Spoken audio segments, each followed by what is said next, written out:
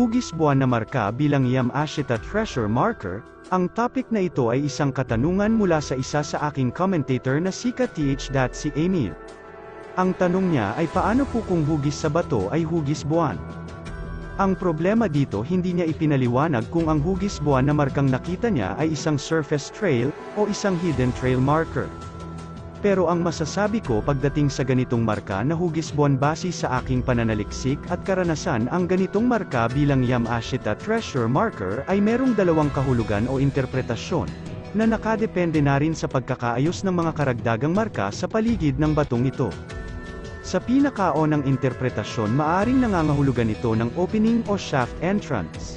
Ngayon paano ito mapapatunayan na ang isang batong marka na hugis buwan ay nangangahulugan sa isang nakatagong pasukan o entrance na siyang kinalalagyan ng mga mahahalagang bagay ng mga Hapon? Halimbawa sa isang lugar ay meron kang nakikitang markang hugis buwan kasama ng mga karagdagang marka sa paligid nito na nagtuturo o nagbibigay halaga sa iisang lugar, ngunit sa lugar na pinapahalagahan nilang lahat ay wala kang makikitang kakaibang material na tulad ng puno o bato.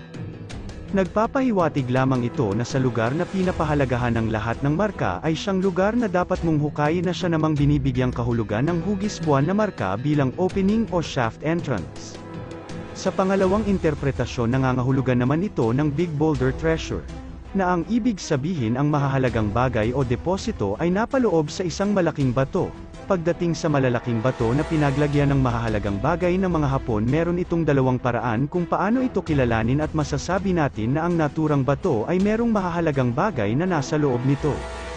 Minsan ang mga bato na ito ay merong nakaukit na mga kakaiba sa mismong katawan nito bilang pagpapatunay na ang nasabing bato ay naglalaman ng deposito.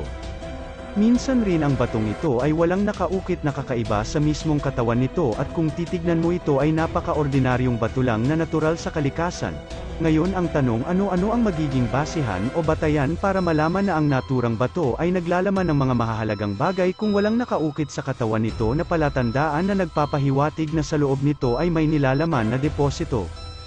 Sa ganitong sitwasyon malalaman mo ito sa pamamagitan ng pag-uugnay sa mga karagdagang marka sa paligid nito na siyang nagtuturo o nagbibigay halaga sa mismong lugar na kinalalagyan ng malaking bato na naglalaman ng mahahalagang bagay o deposito.